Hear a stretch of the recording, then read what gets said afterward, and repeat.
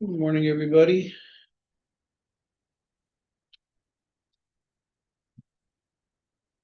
Morning. I guess Good it's morning. 9:40. Let's get started. Probably a couple more will straggle in. All right, so we're in week 4, and I'm going to start with a little feedback. This time it's on my part. I already sent this out as an announcement, but yeah, I made a mistake. I make mistakes all the time. And I always make mistakes on the whomever stuff. So I had a mistake on my correction key.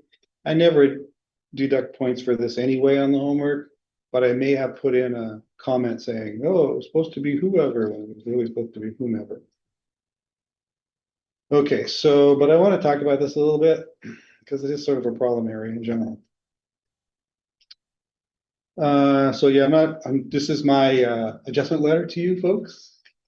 It's a real world example of adjustment letter. So apologize for that mistake. My fault, not trying to make an excuse. However, there are issues behind it.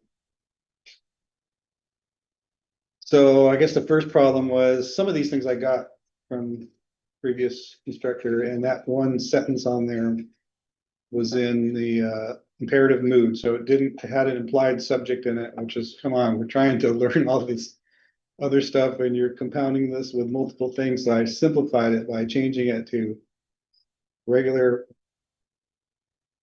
statement, interrogative, if you care. And so now you is clearly the subject noun.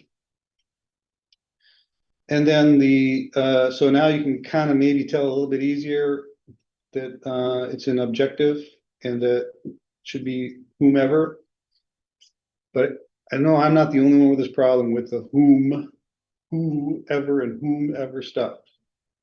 It just sounds old, right? It sounds like I'm in Downton Abbey having high tea or something, right? In 1920. So a lot of people just ignore this grammar rule and they just say whoever and who. Well, that's not right. That's breaking the grammar rule here.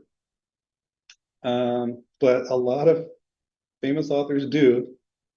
However, I'm not going to tell you to do that. What I'm going to tell you to do is to weasel out of it. So you can weasel out of it by not using the pronoun there and just restating the antecedent, right? Can you distribute the supplies to the people that ordered them? This just sounds way more clear to me. But you guys decide how you want to approach the thing. If you're comfortable with that, that's fine. But yeah, I think it sounds just very old fashioned and stilted. So yes, if you can weasel out of something, weasel out of it. I'm quoting Homer Simpson here. Weaseling out of things is important to learn. It's what separates us from the animals, except the weasel. So that's that. Okay, so in week 4, we're going to continue on with the really bad news stuff. This is really bad news part 2. I'm calling it more bad news. So by the end of this, we're going to teach you some techniques, additional techniques, more than what you learned last week on how to offer up bad news, especially in the form of refusals. And one of the tools in there, the grammar tools that we're going to use is switching to passive voice. So we have a whole grammar module about that. And the new techniques that we're going to show you on how to reply to bad news, especially if it's a refusal, is the subordinate clause, the passive voice, and implied refusals. We're going to go into all that. Okay, so what we're going to do, you're going to read the sections like you always do, go through all the pages. We're going to have some exercises in using the passive voice to cushion the bad news, how to use subordinate clauses to do the same thing, and implied refusals. And we're going to write a request refusal. We have a discussion, and we have our first CABT quiz. And I think Elise sent me a message like, where's the class recording? So if you don't remember, there will always be here. So we don't have one yet with this module, but later on tonight, after I edit out all the dumb things I said and delays, I'll put it here. One other thing, little heads up on this module is, you know how we always have book assignments, and then I have my grammar assignments sort of after that. It's a real challenge to get the grammar assignments to kind of line up with what we need to know in the book assignments. It's pretty much impossible. So, I mean, some of you that had 156 last semester already had a heads up on some of the grammar stuff that we're using now already.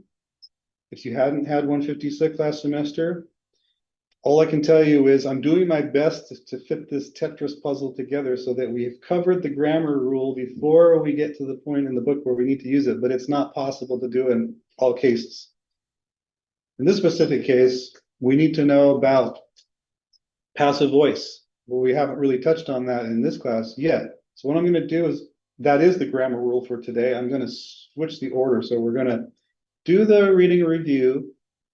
I'll even do the little bit of PowerPoint that I have on the lecture, but then I'm going to switch down to the grammar session so we can explore the whole passive voice thing before we come back to the assignment where you need to know how to do it.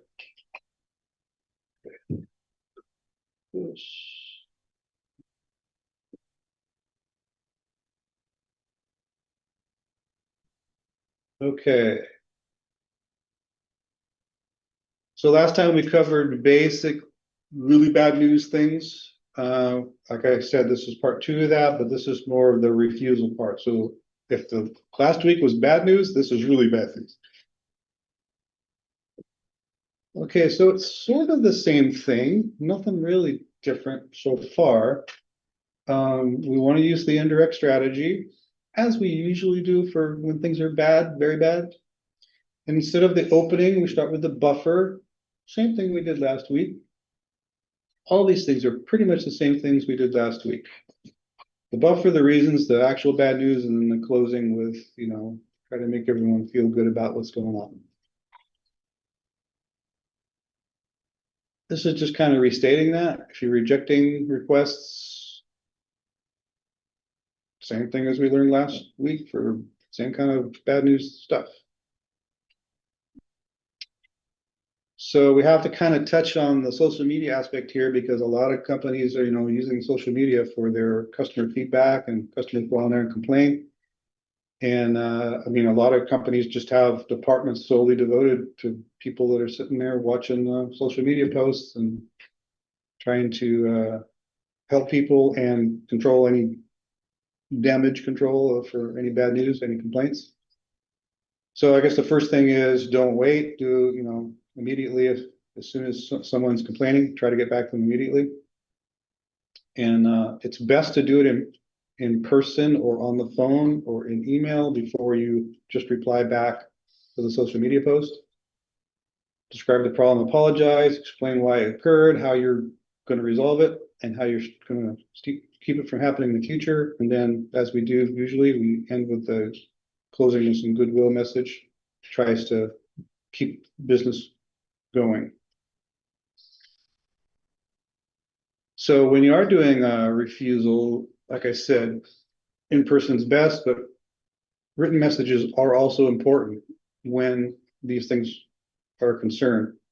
If you can't get personal contact, or you want to keep a written record of what happened and what you did,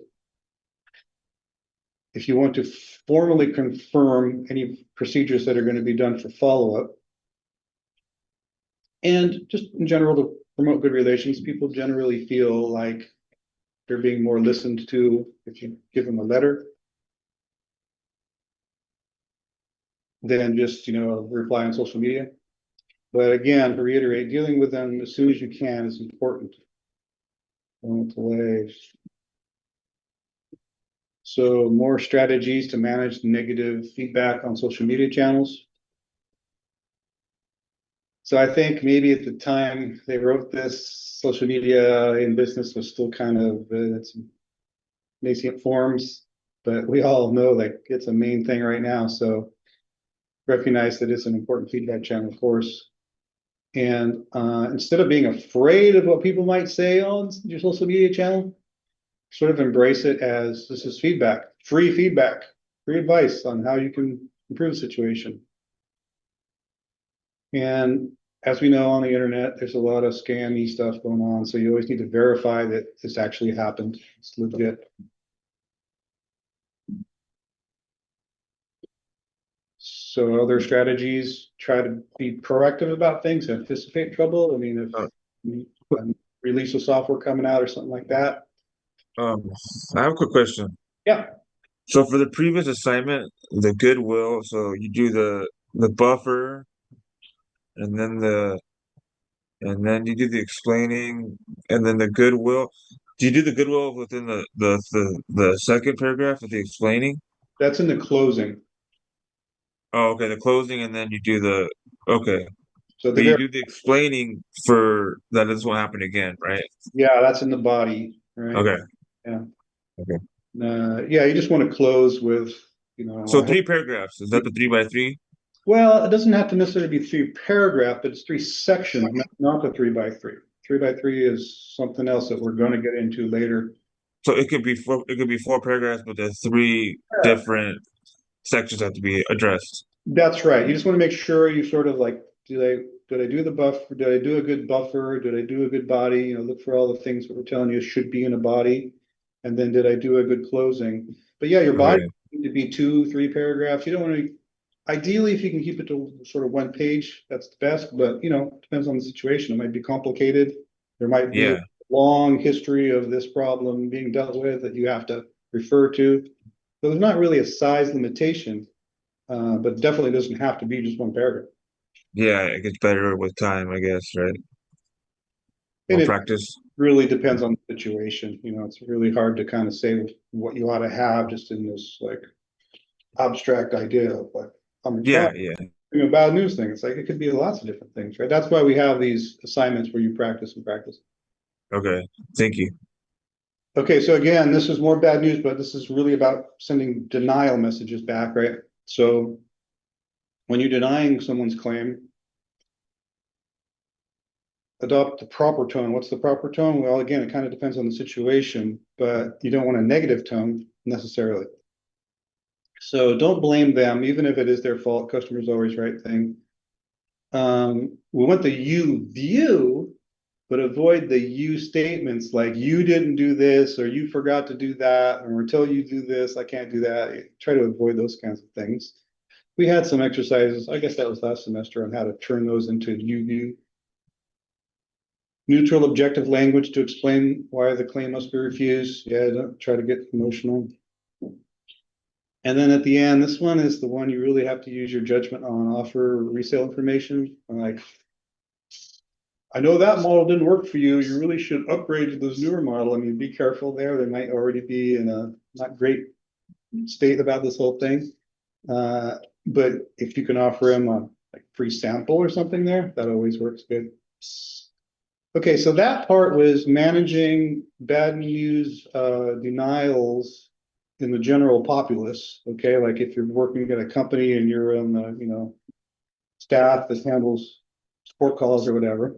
This next section is a little bit more specific, managing bad news inside of an organization, right? So like, ooh, I think many of us have had this situation where you're working away at your job and then you get this email. There's going to be a company-wide meeting today at 3:30 with no explanation or anything. It's like, uh-oh, something bad happened. So things like this is why they would call a meeting like that. And the profits are down. We lost some work. We're in a lawsuit. Oh, like the Intel thing that you guys wrote about in the last discussion, public relations nightmare, or some big policy change. So inside of an organization, this is what we're talking about now. You may find yourself, say you work for the HR department, and you'll be the one that's probably going to have to give out this bad news about, say, we got a new medical plan and it's not as good or something like that, right? So you can be doing this in person, that's best, but you can also do it in writing. So if you're doing it in person, if it's not like the entire worldwide, company thing, that's not going to be possible. But if it's a small enough group at which you could manage it, that would be the best choice. Here's some pointers. Make sure you're prepared, have all your information, prepare and rehearse, just like we did our presentation projects last semester. This will be the same kind of thing.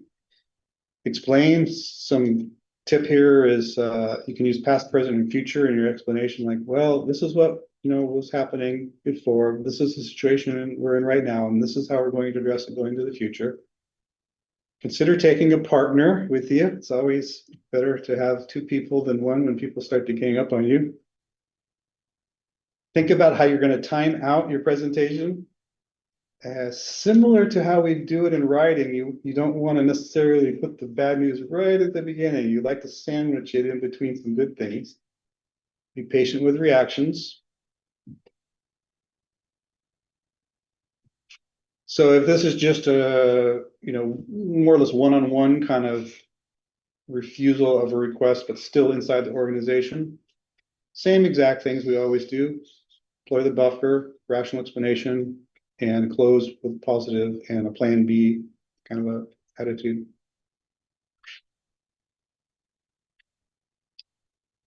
Announcing bad news to employees and the public. So sometimes, especially if you're a publicly traded company, you have to be completely open to the public about things like this, like our CEO has been fired because he ripped us off or whatever, right? So you want to communicate it in a timely fashion, openly to employees and whatever other stakeholders there are. It could be literal stakeholders like people who own stock in the company. If it's a bad news thing for just delivering it to a single person, make sure that you do that one-on-one in your office, somewhere neutral, but never in public. We talked about this last time about in the being professional thing in last semester. It's like you can praise publicly, but if you're delivering bad news like this, privately. If it's a really big organization, you might have to do multiple delivery channels, from email to hard copy memos to some kind of a Zoom thing. But again, it's the same techniques we already have learned, right? Start with that buffer, doing the same tricks that we've already gone over. Go into your body, explain the reasons, explain the bad news, and then closing with a positive. Okay, so I think it's not super different than normal bad news. Just a few little tweaks here and there. Okay, more bad news. This is where you're going to learn these 3 new techniques. So yeah, last week we learned how to use the indirect strategy, blah, blah, blah, little bad news, all those things we just talked about in your buffer, in your body, and in your closing. So in this week, we're going to add 3 new techniques using the passive voice, using a dependent clause, and using an implied refusal. So here I'm saying, as we learned in the last grammar lesson, we haven't got to it yet. We're going to do that in just a sec. The passive voice can be more effective at cushioning bad news. Passive voice is often used when conveying bad news because it can be less negative, neutral, and it can avoid assigning blame to the doer. So that's the big thing, as far as I'm concerned, is so tool you don't have an active voice. An active voice, the subject's performing the action, so you have to have the subject in the sentence. But when you flip it around to passive voice, you can actually leave the person off in the sentence. And again, we're going to cover this in detail. But that allows you to, make the statement that you're trying to make concerning the bad news, but not pin it to any specific person or department in the company, anything like that. So here's some examples.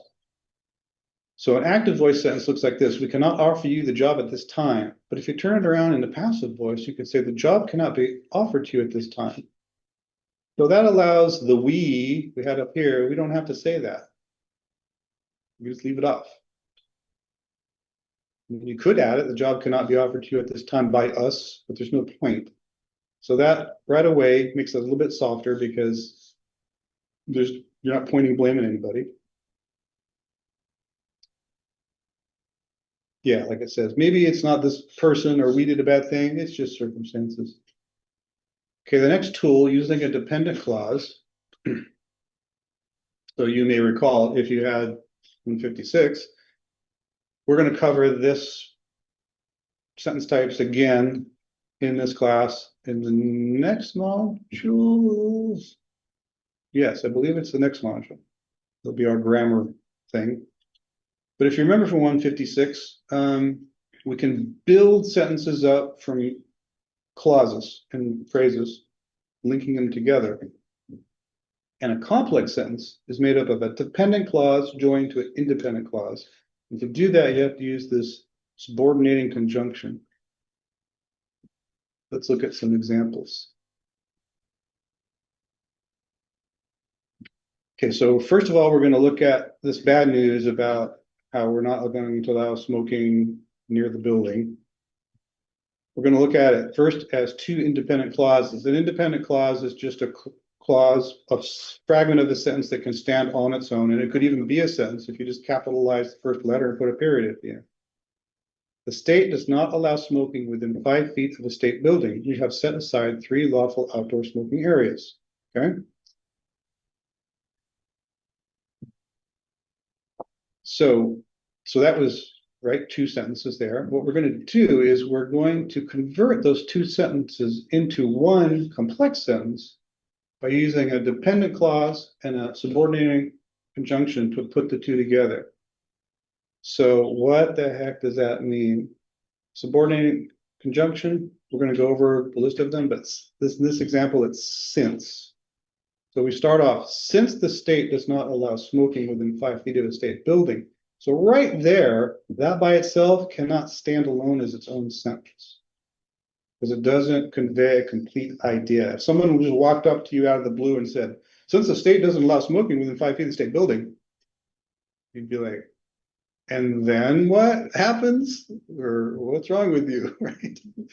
So here, we use since to make it subordinate.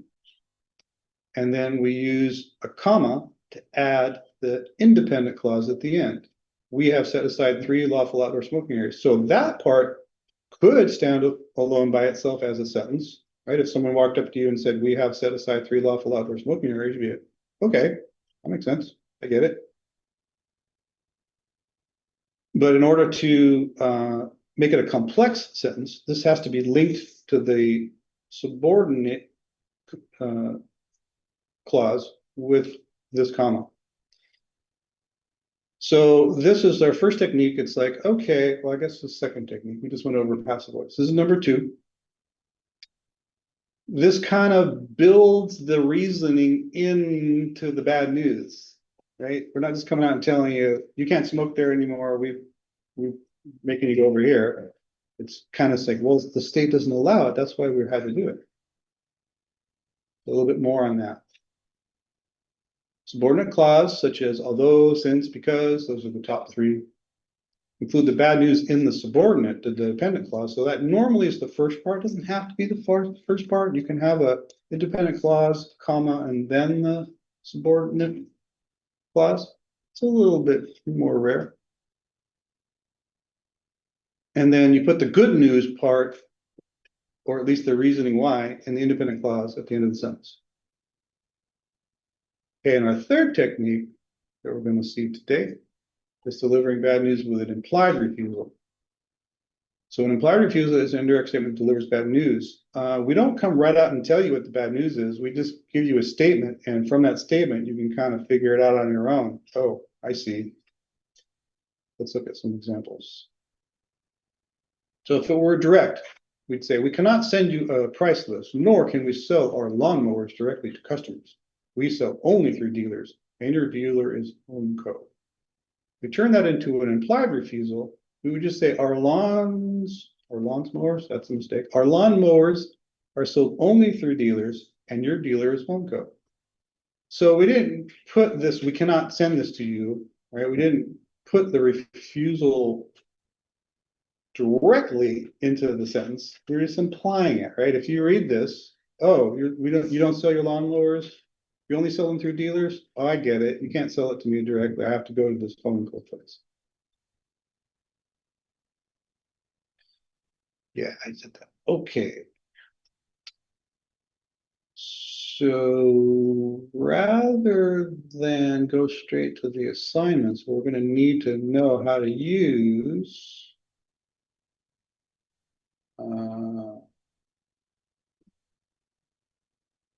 passive voice. What I'm going to do is skip ahead to the grammar part.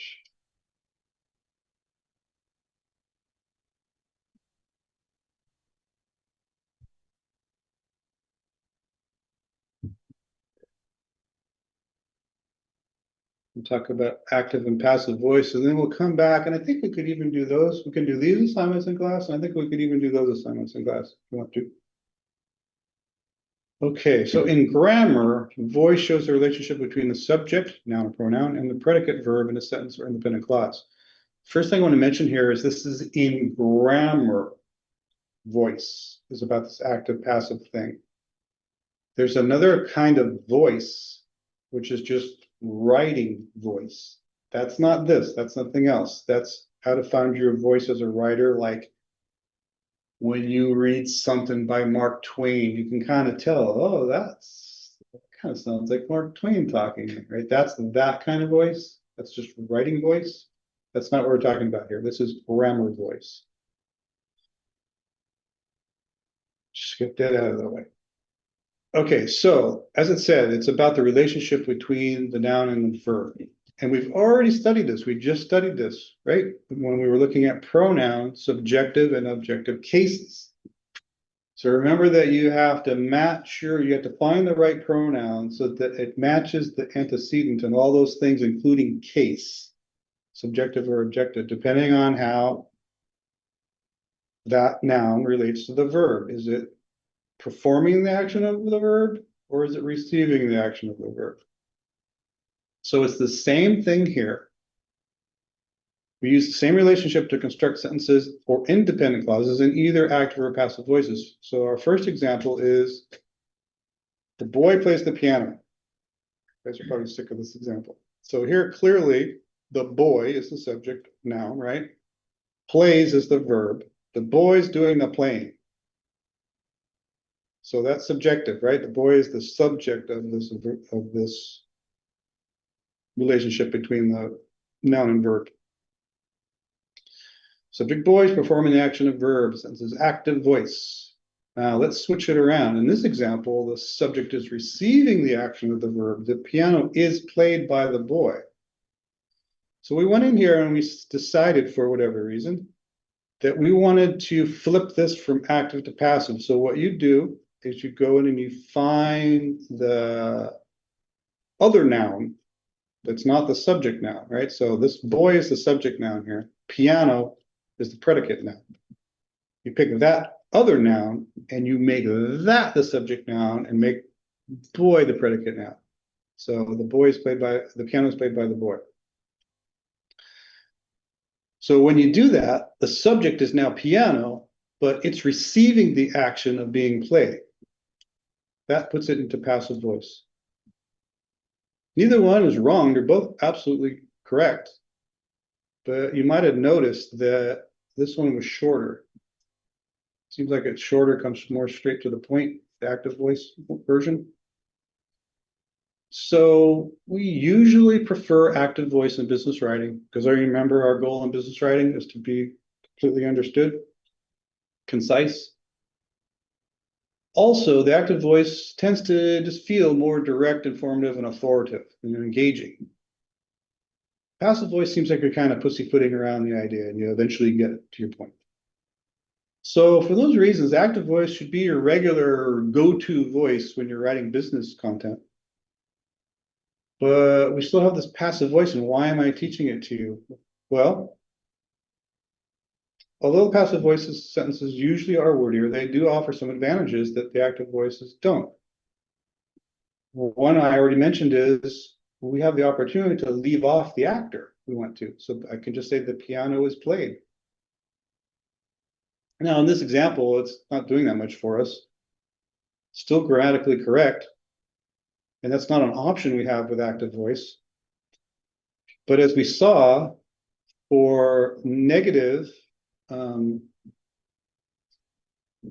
messages, this can be useful to avoid assigning blame to any particular person or group. So that is the main reason we're using passive voice today. Take off my warm wishing Hawaii shirt.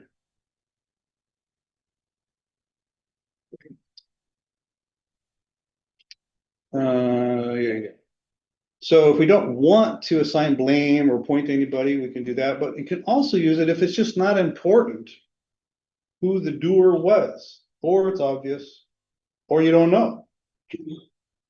So here's an example. The acid was placed into the test tube. Here, either you don't know or you don't care who's putting acid in the test tube. You just want the action of acid being placed into the test tube. That's the important thing. So if you want to put emphasis on the what is being done rather than the who did it, you can use passive voice. And we use this all the time in technical writing. So our big technical writing project of the last 4 weeks of this class, a lot of it, you're going to be putting things into passive voice. So yeah, I mean, before we told you, oh, the active voice, you want to try to make everything active voice. And now I'm telling you, well, but passive voice is an option. It gives you a couple of tools you don't have. So what do I do? I'm confused now. You're telling me one thing, now you're telling me a different thing. Well, you're getting more nuanced in your writing abilities now. And I'm giving you more tools. So, like I'm saying here, like any good worker knows their tools really well. If you're a wood carver, you know all your chisels and you keep them sharp and everything. If you're a good writer, you know your writing tools and you know when to use each tool, which tool is appropriate. So like I said, we can convert from one to the other by just picking the other noun, the predicate noun in the sentence, and making that the subject. So if I have the acid was placed into the test tube by the technician, I could rewrite that into active voice by taking the other noun, putting it as the subject. So here the other noun is the technician, so I'll make that the subject now. The technician placed the acid into the test tube. But if you're doing this, either way, either too active or too passive, you have to be careful that you don't change the verb tense. A lot of us tend, when we go to passive voice, we tend, for some reason, I'm not sure, some kind of psychology thing, we tend to want to push it into the past all the time. Well, if it was in the past, that's great. But if it wasn't in the past, you're changing the meaning of the sentence by doing that. So here's an example. We say Janet was helping her neighbor. You can convert that into passive voice by saying the neighbor was being helped by Janet. But I can't say the neighbor is being helped by Janet because that changed the tense of the verb. It doesn't match the original. There's an extra video here. I don't know that it offers up any more or different ways of saying it than I did. So I guess I'll just say if you're having trouble understanding this, either talk to me or watch this video. Okay, so here's our assignment. I'm going to give you 10 sentences. I'm going to tell you which voice it's in, and I want you to convert it to the other voice. Okay, so we're going to copy and paste the sentences below into the text box. What part of the module are you in? This is still module 4, but I skipped over the assignments for the book, and I'm in the assignments for the grammar part. I can go back here. Show you. So in week 4. So I skipped over these. We're going to come back to them, and I'm here. Okay, thank you. We don't have a lot to do today, by the way, because there's a quiz. So when there's a quiz, I tend to not give you too many assignments. Okay, so here we are.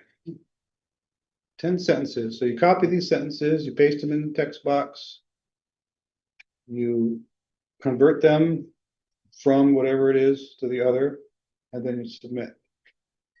So, hey, let's do that. Let me switch into Studio. Because I want to get my confetti. Okay, so here's the text box there. So I'm going to copy these 10 sentences. And you can follow along and do this as I'm doing it, or you can wait and look at the recording afterwards and follow along from that. Okay, so this is in the active voice. The technicians discovered an anomaly, right? Why is it an active voice? Because the technicians did the discovering. So it's subjective. How would I turn this into passive voice? Any ideas? The anomaly. Yeah, Oh, exactly. So let's take a little bit. So yeah, we're going to pick the other noun in the sentence, the predicate noun, anomaly. Okay. So we're going to start off with that. We'd have to say and anomaly. Here's a quick aside that we covered in 156. Why is it an anomaly and not a anomaly? When do we use a and when do we use an? Anybody remember? Because it refers to maybe more than one? No. Just a simple thing if it's been, When you're referring to one thing specifically? well, I mean, yeah, but it was still, that would be a as well. A or and both refer to one thing. Yeah. It's because the word that's coming up starts with a vowel. Right? There Oh, are a few exceptions, if you remember, H and Y had some exceptions. H depends on if you're aspirating the H. And a lot of our rules come from England. So, and English people don't say history, they say history. So history, Really? yes, In England? even now, the grammar rule here is you have to say an historic event, not a historic event, because the H is not aspirated. We'll get into that later. Anyway, an anomaly. Okay, what do I say now? discovered. Was discovered. You got it.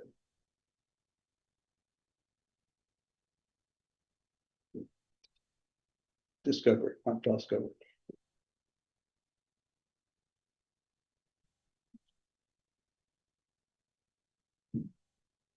So just do one little check to make sure you didn't change the verb tense. So they discovered it. So it was discovered. So still got the same verb tense. Period. Awesome. Do we put subjective next to it? Subjective, it was subjective. When we go to passive, we go to objective. You don't need to mention it. Because I'm telling you it's active voice now. You just like, okay, my response has to be passive voice.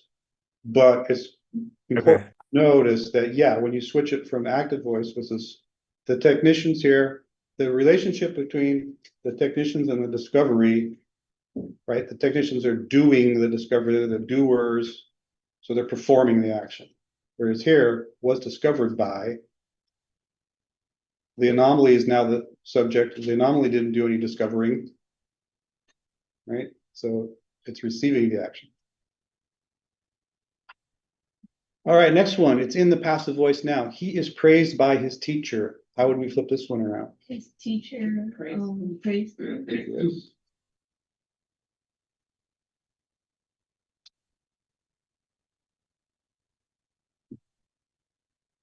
Praised, praised. Okay, we didn't change verb tense. Good. Active voice. The boy teased the dog. The dog was teased by the boy. Yes. Okay. D. It starts with the. The dog, yeah. Can't just say dog, right?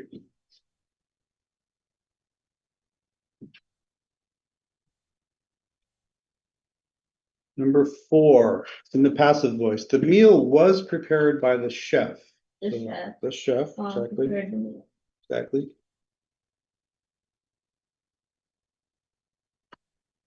Professor Dwayne, would you mind like making it bigger? Yeah, no problem. Thank you. How's that? Is that better? Yes, thank you. Next one's in the active voice. They built a new bridge. The bridge was built, yeah, like that. They built a new bridge. They built a new bridge. So built in the past, right? So the The bridge bridge was. was Yeah, built. Do I need to say by who? I don't have to. I can just enter right there. The bridge was built. If I wanted to, I could say the bridge was built by them. I mean, we don't really know, right? It was they, them. We have to stick with the same pronoun. But this would Ah, be but okay. notice we're switching the pronoun from subjective case to objective case. They, them. Professor Dwayne, Strong. I must have not. So are we using active and passive in that newsletter, different parts of it, or? Yeah, the whole point of this grammar lesson here, we're gonna go back to the book lesson assignments in just a second, now that we know how to do this. Oh, okay. The point was that this is one of our tools for delivering bad news. Switching things to passive voice has a couple of effects to lessen the impact of the bad news. One of them we just talked about. We don't need to say who. We can leave that off in passive voice, like the bridge was built. Okay. If And it's a bad thing, like the bridge, I don't know. that's where all the pronouns come in, right? That we're learning too, like with subjective nouns and all that. What we're learning. Okay. That's why I have this right now in Yeah. the modules. Yeah. I didn't take 256. That's why I'm kind of. But so bear with me. Thank you. No problem. Yeah, but the reason I'm doing this now is that it came right after last week when we were talking about the pronoun matching case, subjective versus objective. Yeah. You knew how Yeah. to do that. Now you know what that means, the subjective objective thing. Okay, we can add on to that by saying it's the same idea when you do active to passive voice. All right, Yeah. number 6. Okay. And this is in passive voice. An inspiring poem was written by her. he wrote an inspiring poem. Yeah.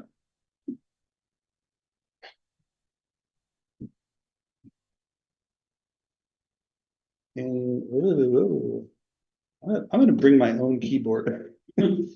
Inspiring poem.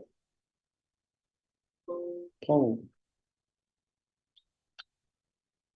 Jeez, come on.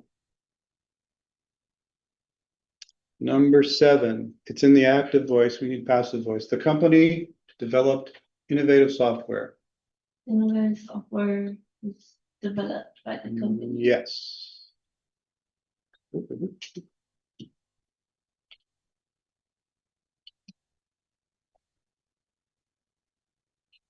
Was developed by the company. Check the verb tense.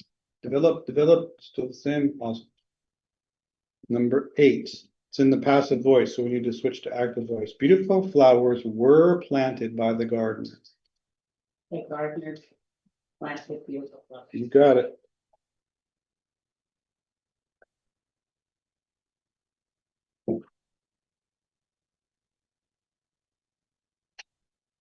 Planted, still good. Number 9, it's an active, we went passive. The team won the championship. What do we say? What's the only other noun? Mhm. What number 9? Yeah, 14. The championship was won by the team. you got it.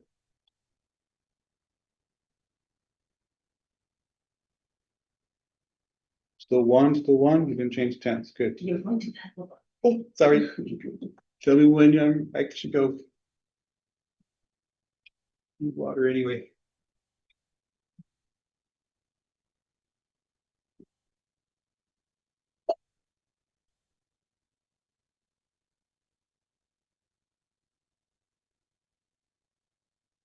I can make this bigger if that helps. Got it? Is that better? Okay, so number 10. Number 10, everybody caught up to number 10? Yes. The artist created a stunning painting. Yes.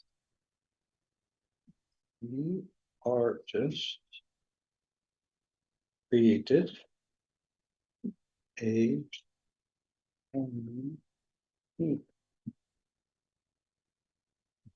so that isn't too hard, is it? I mean, it can get complicated with more complicated sentences where there's more than one predicate noun. You're like, oh, which one do I pick? I'm not sure. I like this better than guessing. What does this say? Well, if all else fails, you can guess. Okay, submit. Ooh. I'm moved by the dumbest thing. Okay. Okay, so the rest is discussion and blah, blah, blah, but what I want to do now is go back. Take this out of student view. Ooh. Not what I wanted. Not the immersive reader. Leave student view. Wrong button. Okay, any questions on active versus passive voice at this point in time? All right, so I'm gonna back up. Now that we know how to do that. Oops, close this down. Oops, down. Back to our assignments.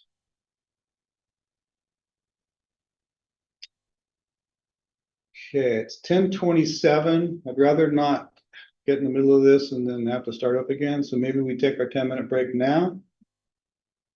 And then come back at 10:37.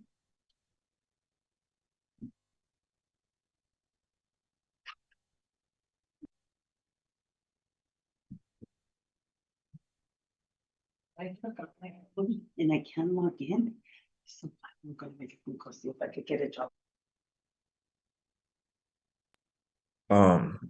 I had a question. So every sentence has a noun and a verb, you said, and then after that, it's a predictive noun after that first sentence. What's it called? I forgot the name. Terminology. The other noun, it's not the subject? Yeah, the subject noun is the first one you use in the beginning of the paragraph, right? That's like Yep, the because predict. SVO is our order, so subject, verb, object, so the subject has to come before the verb. Yeah. Yeah. And then after that, you can use the placeholder noun like he or Pronoun, yeah. the pronoun, right? Yeah, that would be that object noun in the SVO order. Okay. So okay. I might have to Remember, play. like subjective versus objective. The objective is about the object noun, if that helps. Okay. Okay. Go over an So that's another. module one, right? What's that? Module one, we learned that like in module one or two. Actually, we haven't learned that in this semester yet. Oh, okay. That's a grammar lesson coming up. Fragments, phrases, and clauses. Yeah. I was describing earlier, it's Yeah, the near predicate. What's a predicate? predicate is the part of the sentence that comes after the subject noun. Okay. So like, the boy plays the piano, the boy would be the subject part of the sentence and the rest of it's the predicate part. And Okay. the verb is in the predicate usually with potentially more other nouns. Yeah. Yeah. I've been doing kind of like outside little research because I'd never really learned this stuff, you know? Yeah, this grammar stuff. I mean, everybody needs reviews, even if you had learned it back in sixth grade or whatever. Yeah. Yeah. Yeah, and like I was explaining earlier today, it's near impossible for me to get the grammar lessons to match up with the book lessons exactly so that you have what you need grammar wise to do what's in the book. A lot of it assumes, oh, we did cover that grammar last semester, but if you didn't take last semester, so I do my best. Like today, I put the active passive grammar rule in with the thing where we need to learn about how to do passive voice for the negative messages. But a lot of Yeah. times, like, I have to cover so many grammar things before I can get to that other grammar thing, and we already needed to use that by then. all I can say is, when you're doing your writing, do the best with what you got. Hopefully by the end of the class, you'll have all the tools. Yeah, and what about like ending a sentence with like a verb and then starting or ending it with like a sorry with the same with like a similar word and then starting the sentence with that with the same word that you shouldn't do that, right? Like it doesn't look right. It's hard for me to answer that in a vacuum without like a concrete example. I will tell you that one of the grammar modules coming up in a couple of weeks is called fake grammar rules. Okay. A lot of rules floating out there that maybe you even were taught in like elementary school that are not really grammar rules. It was just some guy had an opinion back in 1840 or whatever and wrote an article and everyone went, oh. Oh And yeah. I think maybe what you're putting to is ending a sentence preposition. Yeah, yeah, maybe, yeah, like just like it Horrible. doesn't. That it's like, hey, Ken. Oh, okay. Another Yeah, one, splitting the infinitive. We talked about the infinitive verb to the infinitive form of the verb. That's like to go, to eat, to swim. yeah, Splitting it is putting something in between the to and the verb. That's like, oh, wow, you never do that. Well, guess what? You ever watch Star Trek? To boldly go where no man has gone before, right? Well, first of all, biased language man. But secondly, they split the infinitive, but it makes an impact, right? So that's what I would refer to as a fake grammar rule. yeah, Yeah, it's more of a grammar style. So the thing with grammar is there's grammar rules, which are like, okay, those are rules, got to stick with them. And then there's a lot of grammar style things. And it's like, well, the Associated Press style manual says to do it this way, but the MLA manual says you can do it that way. That's where it gets into style and not so much hard rule. We're going to see when we get to possessive nouns, we're going to see an example of some people say you always got to do it like that. Other people say you never do it like that. That's not a rule. That's a style. Oxford comma. That's one that you guys already know. Oxford comma. We say use Oxford comma because we're doing business writing and wanting things to be absolutely clear. That's not a rule. It's not a grammar. yeah, That's a grammar style choice.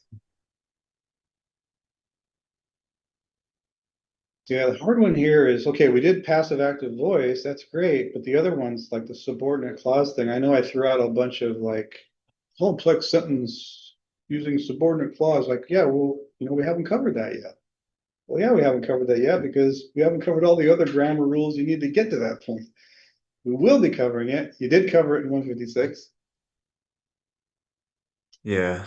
But I it's just it's like a Tetris puzzle. I'm trying to fit these pieces together. It's like, oh, that piece does not fit here. yeah. It's just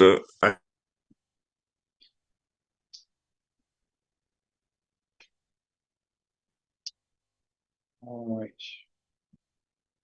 I remember I did a project with another student, and he like totally changed everything I wrote. Said less is more. So ever since then, every time I write something, I go over it and I just like change the whole thing.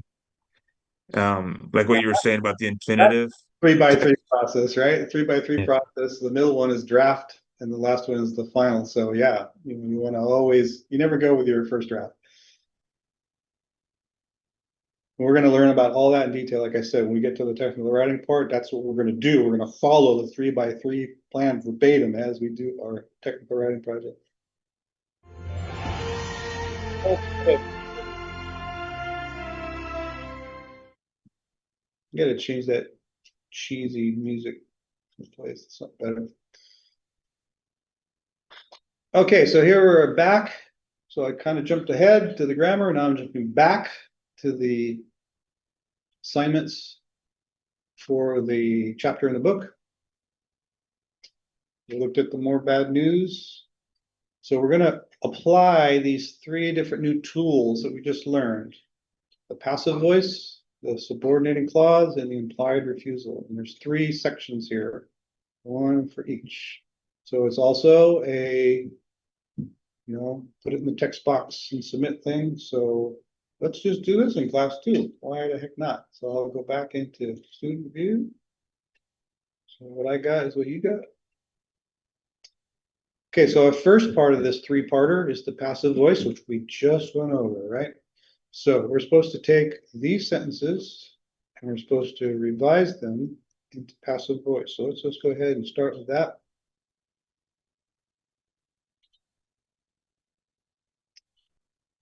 Is it big enough for everybody to see?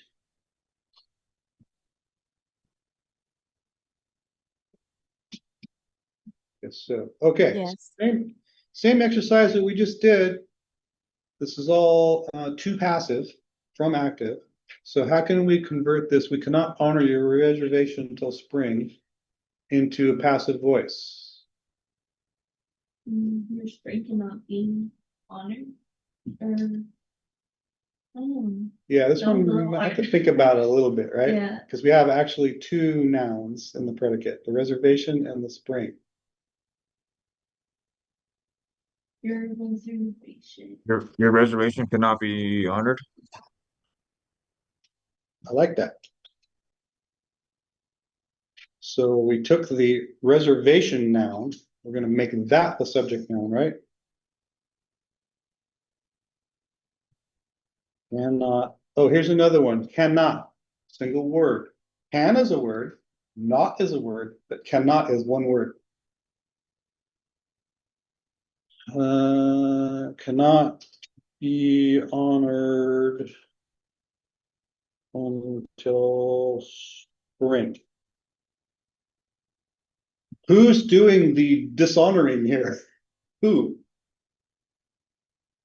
Well, it was we, but when we switched it to passive voice, we didn't have to say who. We could leave that off. We're not blaming ourselves, we're not blaming anyone. Just circumstances. Yeah. Everybody okay with that one? All right, next one. It's active voice. Our service department cannot repair your computer. Your computer cannot be repaired by the service department. Yeah, we can even leave off the service department, right? Because we have that option. So your computer can't. So here's this is interesting. So cannot is one word, but here I want to use the two individual words. The computer cannot. I can make it cannot also. We can do that. Cannot be repaired. And I can just stop right there. I don't have to say by our service department. I could if I wanted to. But I have the option of not having to say who, so I'm leaving it off.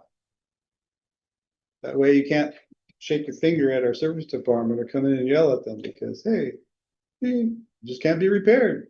It's beyond repair. It's the way it is. How about this one? The association president will reject your proposal. Well, there's only one other noun, right? There's the subject noun is the association president. The only other noun is proposal. So we have to start with that. Proposal So your proposal is rejected by the associate president. will, so we have to keep the same verb tense, so it has to be will be rejected. Period. We could say by the association president, but I don't have to.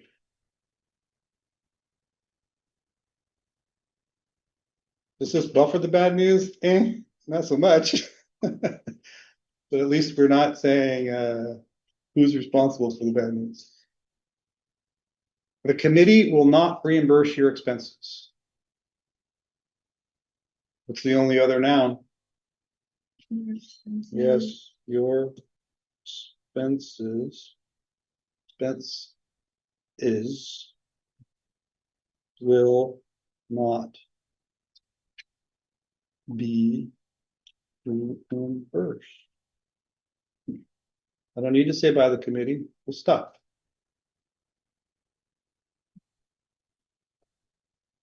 Okay, so that was our first part of the three.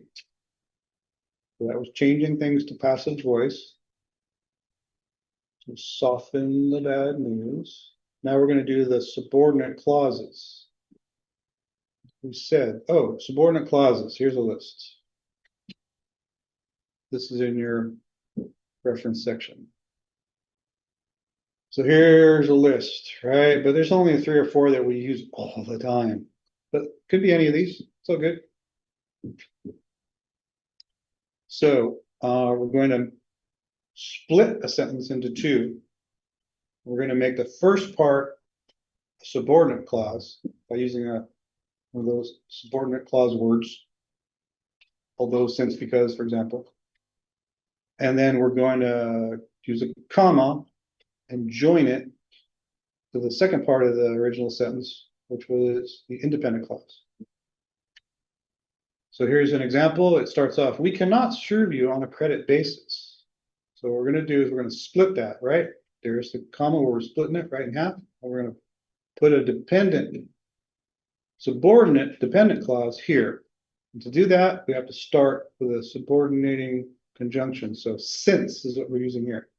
Since serving you on a credit basis is not possible, comma. Here's the independent clause part. Please consider taking advantage of our cash discounts and sale prices. Now I could say that second part all by itself and it would make sense, right? It's the independent clause. The first part I couldn't say all by itself. That can't be a period. Since serving you on a credit basis is not currently possible, if I just stop there, that doesn't convey a complete idea. All right, so we're going to take these 4 sentences. We're going to put them back in here right after those.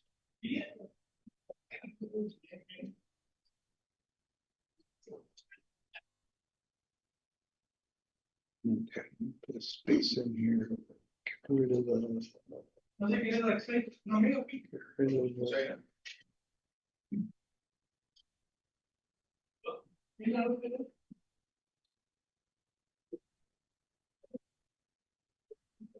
Okay, so here we have, this one's almost kind of sort of almost done for you. It starts off almost like a dependent clause. So what would we do here? What could we do here? Add a comma and a subordinate in the middle of. Yeah, it unfortunately kind of already is, right? Maybe we change that into since, right? Since we cannot accept personal checks, or let's do that. So I'm just gonna copy this, copy that. I'm gonna change unfortunately to since. Since we cannot accept personal checks or unauthorized credit, comma. And then we have the second part, which, since it's its own sentence, can be an independent clause. We just don't need a capital.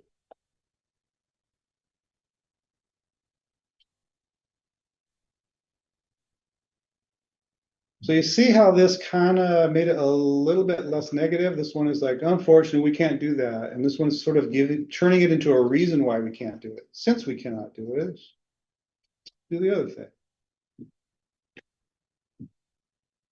Okay, I'm giving up on the bullet number thing. This is too much of a pain. You can't show the whole thing. I can do that. Is that better? Okay. Thank you. All right.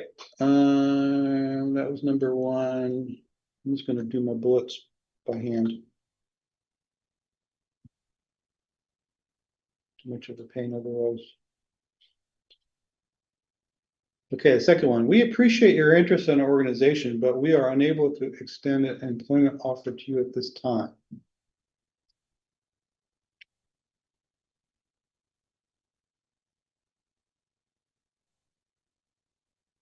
What would we do? Well, we know that we want to make a dependent clause and an independent clause out of this, and we know that to make the dependent clause, we have to start with a subordinating conjunction. So which one should we use?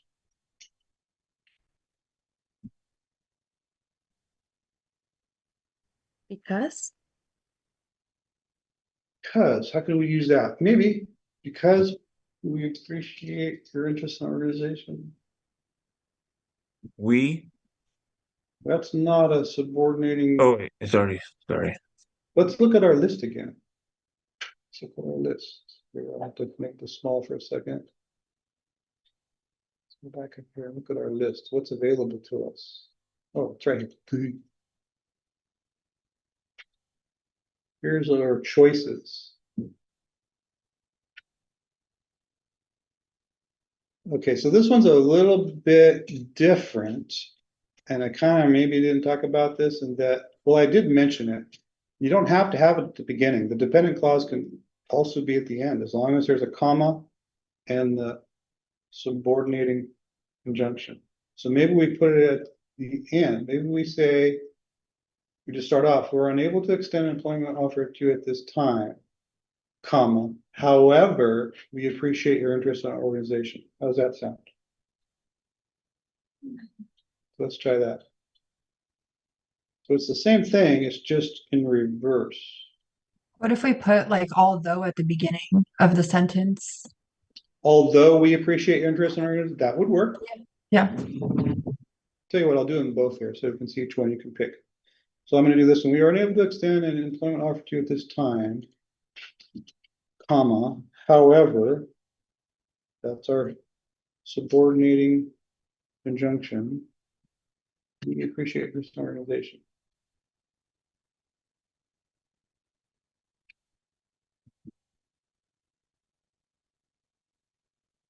Okay. But I like the although one too, so we're gonna start with although. Although we appreciate your interest, right? We appreciate your motivation.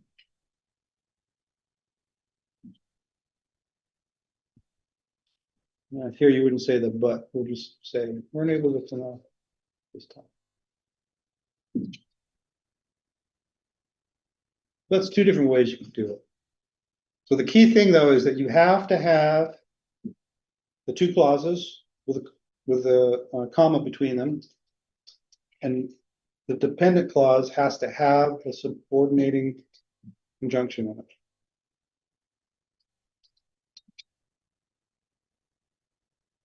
All right, number 3.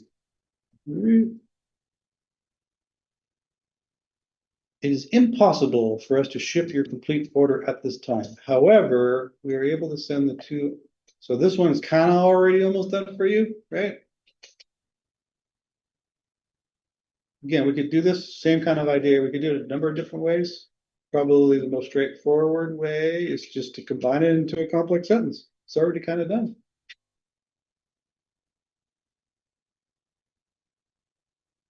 We could say we could do this because however is subordinating.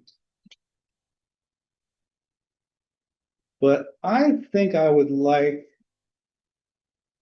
normal ordering better and say since.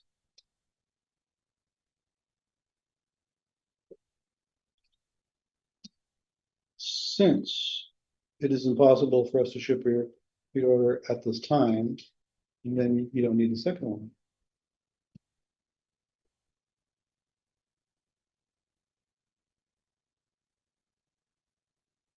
Something like that. Do we take out the us or are we doing passive still or Um, not mixed up? trying to focus on the dependent Okay. clause thing, but hey, put this together and use them all once. So yeah, I think we get rid of the for us. That makes a little bit more sense. Getting rid of the who, right? We're not blaming it on us. Don't blame it on us. It's impossible to ship a complete order at this time. We're able to send what was that? Something like that. There's many ways you could do this. Okay, number 4.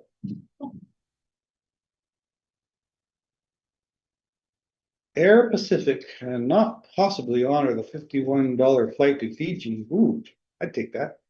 That erroneously appeared in Travelocity. We are eager, however, to provide a compromise price. So what would you think to start off there? What subordinating conjunction could we start off with?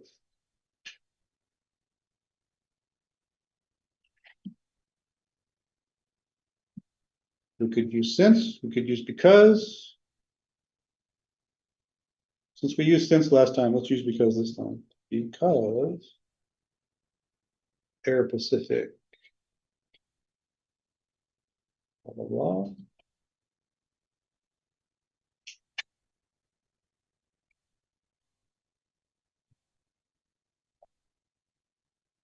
comma.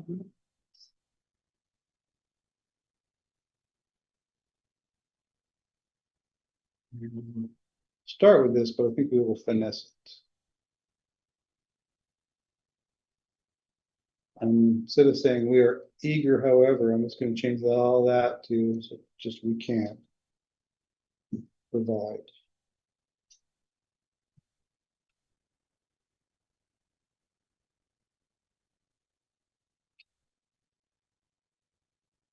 And then I think I would probably take out this cannot possibly honor thing and just say not on.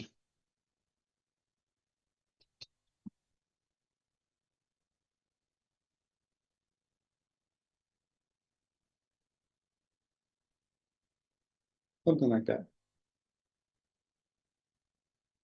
Oop, I go too fast.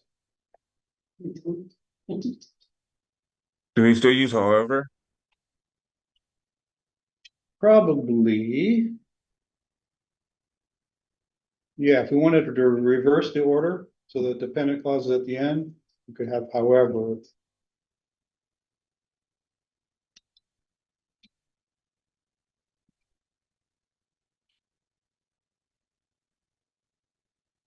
I mean, that would be almost the original sentence, just not.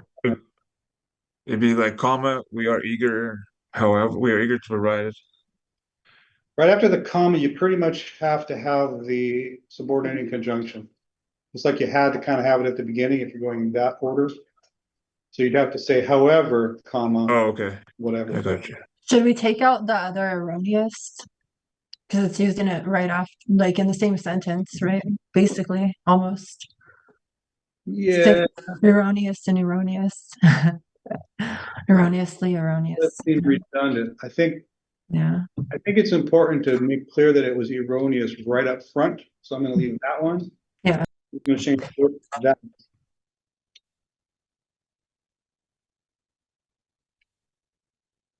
So I can do that, right? That's a pronoun. That taking place of the light race.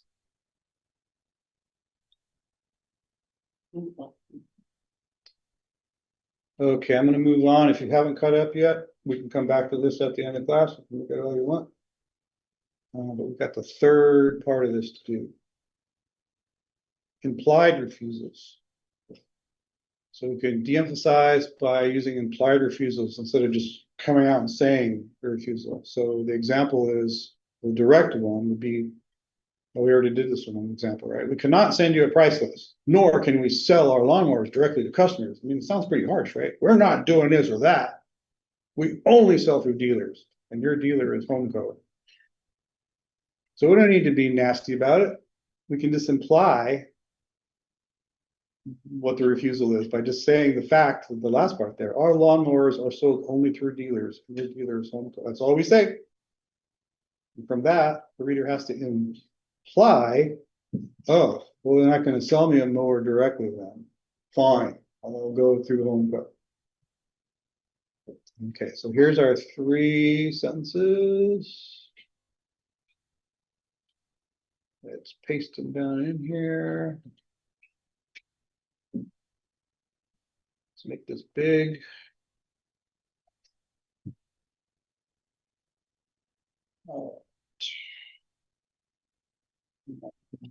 Get rid of the bullets because it's hard to deal with.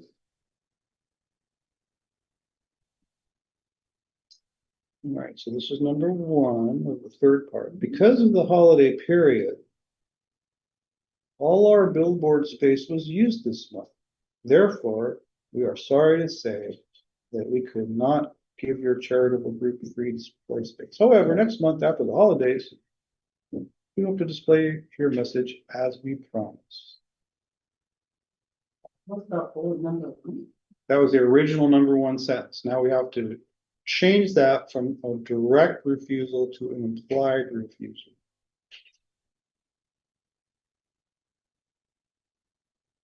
So what do we do? You have number 1 at the top. We cannot honor your reservation pizza screen. Your reservation cannot be honored. Where are you looking at? number one way at the top. Yeah, so this is done in 3 sections. We got 3 sections. Maybe I'll put some space, extra space in there. This assignment was in 3 parts. So we're doing them all the same thing. Is that too confusing? I'll tell you what I'll do. I'll say, okay, I'll have to watch the- I'll tell you what I'll do here. I'll say part 1. Passive voice, right? And this is part 2.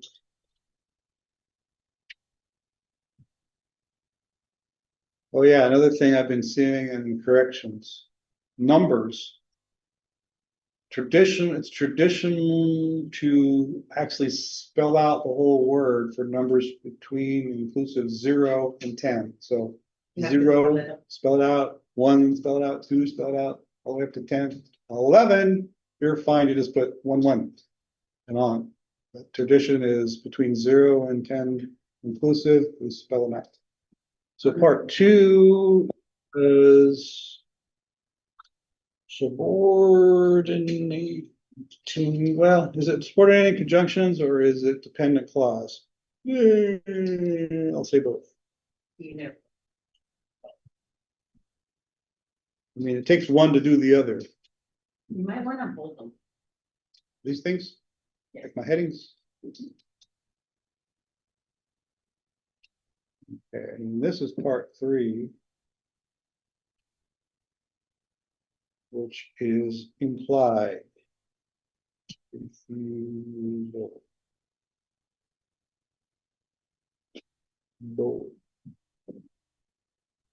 All right, so here we are. We have this big old sentence and we want to change it from what we have here into an implied refusal. So we don't want to say the refusal part directly. We just want to kind of say the reason and then they'll have to imply that it's refused.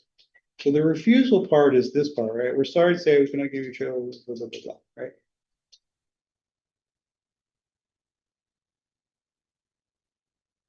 So kind of start off with the reason. So because of the holiday period, we could just say this. Again, there's a million ways to do this. I'm going to leave out all that and just say all our billboard space was used this month. So that's just coming out with a fact. And then we could say this part.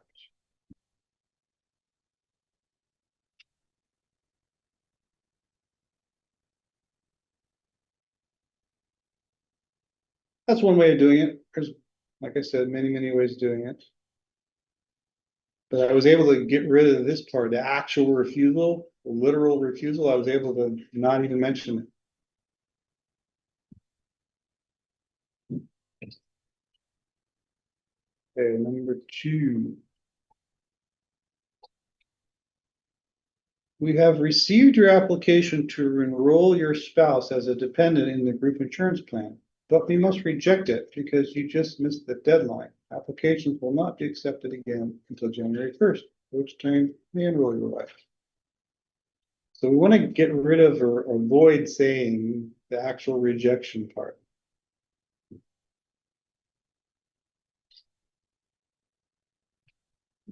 So again, a million ways to do this. I think we could just start off with the same reasoning verbatim. This is just the context. Yes, so we received your application to enroll your spouse. But now I'm going to skip this actual refusal and just go with this. So when you read this, we have received your application to enroll your spouse as a dependent in the group insurance plan. Applications will not be accepted again until January 1st, at which time you enroll your wife. So it tells them what they got to do and that it's not happening, but it didn't have to directly come out and say, we're rejecting it. It's implied. All right, number 3.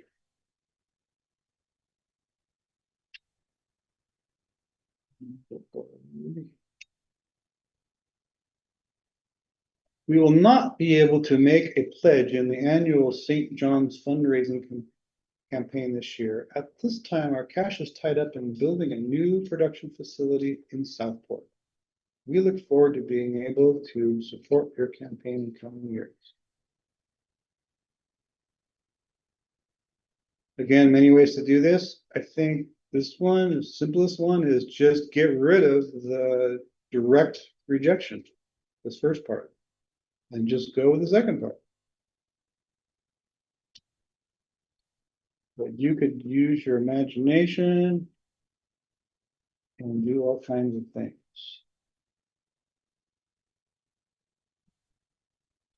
Right? So it's implied. If I read this, say I'm the first one that originally sent the request, and this comes back to me from you. At this time, our cash is tied up in building a new production facility in Southport. That's the reason.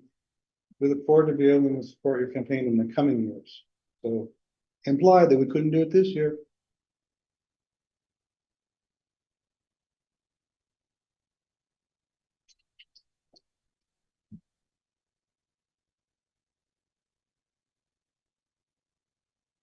All right. We have new HTML small. Everybody get the last ones? Just the last one. I Okay. didn't get the last one yet. There you go. What is it, Didn't the finish top the one? second. The third one? I mean, the second. Yeah, one. I didn't Yeah. finish the second either. This one? Yeah. Okay.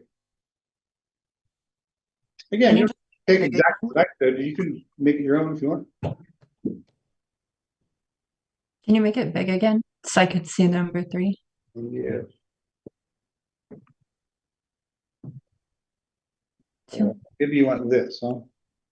Yeah, thank you. It's raining. No. Ah. Said it wasn't gonna rain till this afternoon. It's here. Apple weather. Ugh. Oh. Or the. But now I'll check it and it'll change its mind. But, yeah, it's raining now.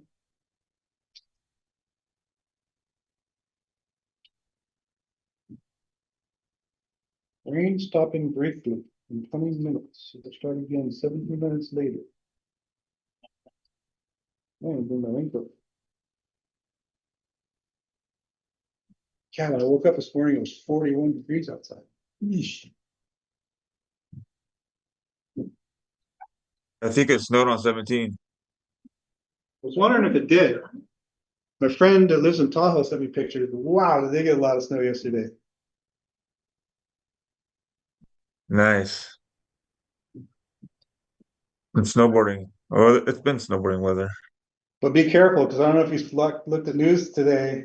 They had a big avalanche in Tahoe and they can't find like 9 people or something like that. Yeah, Oh, really? Damn. rescue and 6 are missing, I think. Something like that, yeah. Or maybe the opposite, 6 rescue and 9 go. So be careful. They found 6 of them so far. Oh, yeah.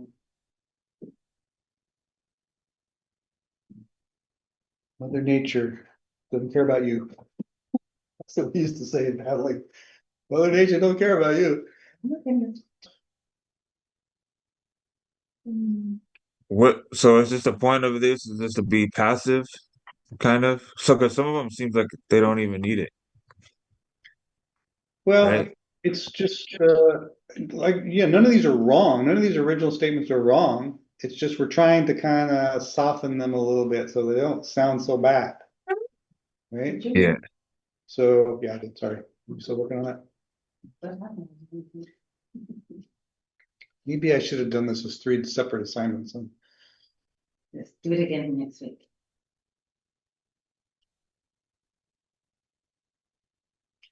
That's it? Don't train it?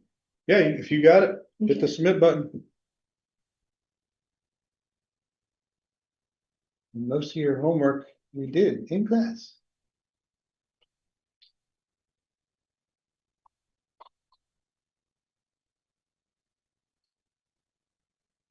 Got the last one, Alicia? Three more letters, hold on. Okay. Pencil and paper? What is this? I couldn't- 18th century? I couldn't get in. Oh, you didn't have your one-time password thing? Yeah. Yeah, I keep Something. every morning, I'm like, do I have my phone? Make sure I have my phone. For everything. Yeah. I'm gonna have to go get it, nobody answers, nobody recognizes the numbers anymore. In the part two, the last sentence, can I ask you, since we changed it, we can provide a compromise price, or do we say compromised? Just compromise? Good point. I couldn't, yeah, like it sounds like it would be a D, I just didn't know. Price. At its price, maybe? Well, we could do it however you do. I don't even understand what compromise price means. What the heck is that supposed to mean?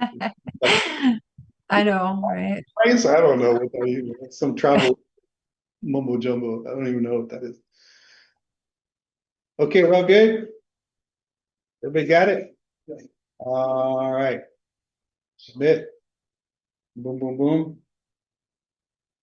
All right, leave student view. Okay, so, let me put the spec down a little bit smaller. That was that. We already did. Okay, so you got this assignment. This is a writing assignment you do on your own. This is, you're gonna write a bad news refusal to this person who wanted to have their wedding in the Napa Inn. So I give you this original, and you're going to improve it using the techniques you just learned. Okay, so leave you to do that on your own. But this is another Section. tab text box entry thing. You don't have to do this in Word if you don't want to. I mean, a lot of people do these in Word so they get spell check and stuff. Oh, there is spell check built into Canvas. But you also get the grammar checks and stuff. So yeah, some people like to just do it in Word. It looks all good. Copy, paste, put it in the text box. That's fine. Then we don't have to use it. Yeah. You can even submit the Word file, even though I say text box only. Okay, we did that already. And then I think the only last bits are the discussion. Anybody know the Chico Bag Company? Been around for a while. Kind of what would you call it? Guerrilla marketing kind of thing. They do funny things, right? So, Show us something, what's that? show us something, what you talking about, that you go back and. The Chico Bag thing? So yeah, they have this bag monster guy that they go out and he holds up signs and says, I'm the bag monster. They're trying to get you to stop using plastic bags and buy their reusable Chico bags. Huh. Okay. Not like Trader Joe's. I think they just make bags and other little things like that. So anyway,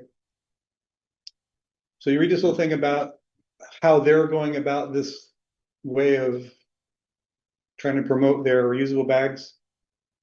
And you're going to reply with these 3 questions.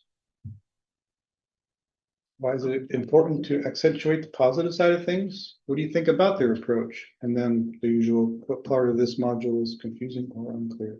Okay, do that on your own. So I can already did it. Okay, so this is our first CABT quiz. And the reason you don't have that much to do this week is because you got this quiz. So the way this works, these are not like the module quizzes. I just want to go over this yet again to make sure people understand. And I got this please read thing here because these are timed and you only get one shot. Okay, so make sure you've given yourself, put yourself in the good space that you like to do your quiz things in, nice and quiet, wait till the kids are asleep or whatever it is. Just make sure you're giving yourself enough time in a good place before you begin, right? And here's just all the things we've learned up to now. So this is comprehensive from week 1 to week 4. You're gonna have to do a little bit of writing in there. If you have accommodations, I've already extended your time per your accommodations. Okay, normally 90 minutes. Do it right here in Canvas if you haven't done these before. Okay, and it's due before next class meeting. It's open book, use that reference module, use internet, whatever you need, I don't care, use whatever, no AI. Okay, and then the wrap up. We covered active passive voice. We use these 3 techniques to improve our ability to write bad news refusals. And we talked about benign claims refusals. So that's part 2 of the bad news stuff. We're done with the bad news stuff. Now we're going to move into how to write persuasively in the next ones. Any questions on anything? All right, that's it for today.